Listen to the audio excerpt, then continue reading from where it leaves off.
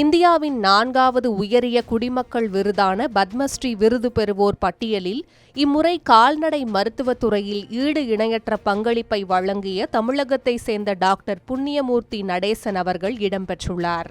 கால்நடை மருந்தியல் நிபுணர், கல்வியாளர் மற்றும் சிறந்த ஆய்வாளரான இவர் கடந்த 4 தசாப்தங்களுக்கு மேலாக கற்பித்தல் மற்றும் உன்னத ஆராய்ச்சி பணிகளில் ஈடுபட்டு வருகிறார். ரசாயன மற்றும் செயற்கை வேதி மருந்துகளை தவிர்த்து விலங்குகளின் நோய்களுக்கான பாரம்பரிய மூலிகை மருத்துவ முறைகளை மீட்டெடுத்ததே இவரது மிக முக்கியமான பங்களிப்பாகும்.